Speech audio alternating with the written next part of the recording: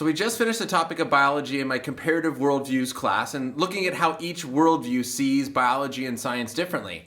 And this led one student to ask the question of, if God created all things, why do some people only believe in science? Why do some people just simply look at biology?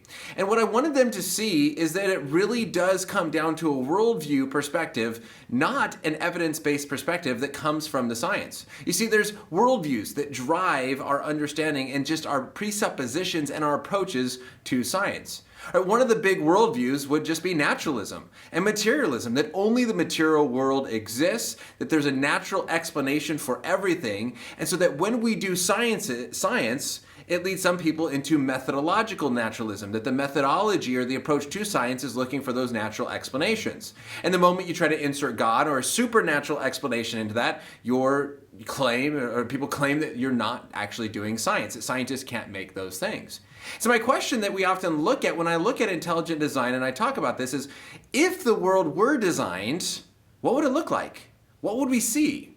Would we see machine-like structures like the bacterial flagellum compared to a rotary engine? Would we see information inside of DNA? Would we see the fine-tuning of our universe? That, to me, shows a universe that has been designed, rather than one that came about by random accident and random genetic mutations and things like that, natural explanations, unguided. I really do think that it is the Christian that is more open-minded in this, and that we allow for both possibilities to be on the table before approaching the evidence. Is it a supernatural explanation? Is it an intelligent explanation? Or is it a natural explanation? And then we look at the evidence. We say, why is there water falling from the sky? Well, there's a natural explanation for that, water cycles. Why is it the sun, or the moon, we are going around the sun rises and sets. Why are we rotating? There's a natural explanation for that, for gravity.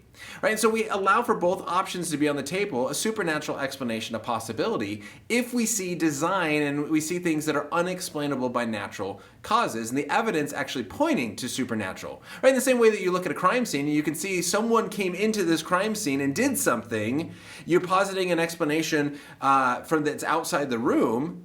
We do the same thing when it comes to science. But not everyone allows for this. Sean McDowell, and I heard this first from him, he says, looking at evolution and science, some people, it's like asking what's 2 + 2, but you can't say 4.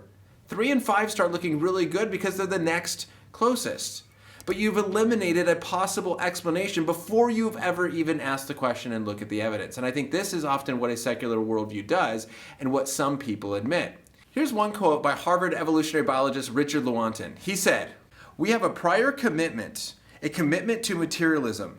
It is not that the methods and institutions of science somehow compel us to accept a material explanation of the phenomenal world, but, on the contrary, we are forced by our priori adherence to material causes, produce material explanations.